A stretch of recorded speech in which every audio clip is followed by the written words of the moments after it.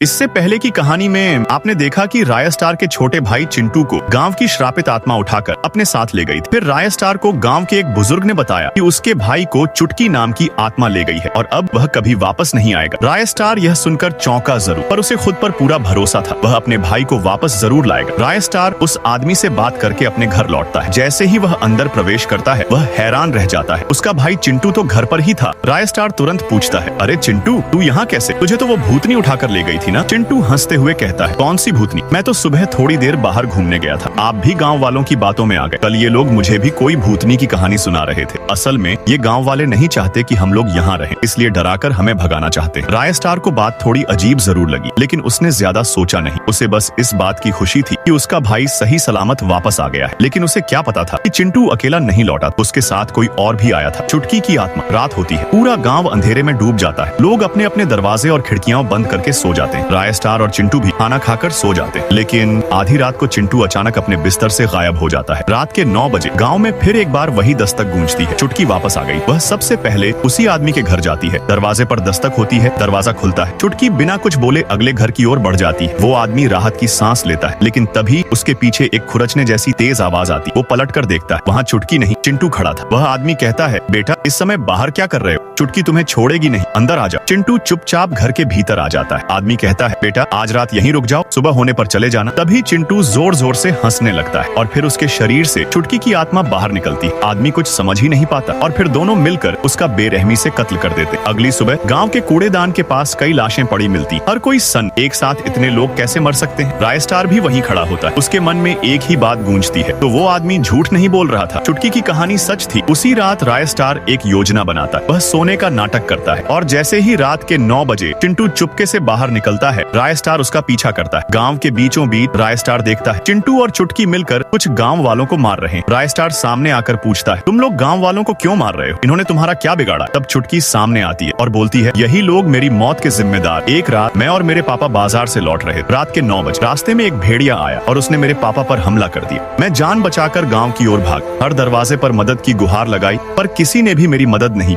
कुछ लोग बाहर भी आए, पर उन्होंने मुझे ही पागल समझकर पीट दिया और भगा दिया। जब तक मैं दोबारा अपने पापा तक पहुंचती, मुझे भेड़ियों के झुंड ने घेर लिया और मार डाला। तब से मेरी आत्मा इस गांव में भटक रही है। अब मैं हर उस घर को निशाना बनाती हूँ जो मेरी दस्तक पर दरवाजा नहीं खोलता। राया स्टार ने गंभीर स्वर में पूछा, तुम्हें क्या चाहिए? चुटकी बोली, मैं तब तक नहीं जाऊंगी जब तक ये लोग मेरी आत्मा से माफी नहीं मांगते। अगली सुबह राया स्टार ने पूरे गांव को इकट्ठा किया। सबने मिलकर रात के 9 बजे गांव के बीचों बीच दीपक जलाए और चुटकी की आत्मा से माफी मांग। तभी चुटकी की आत्मा चिंटू के शरीर से बाहर निकली और एक चमकती हुई रोशनी के साथ हवा में विलीन हो जाती।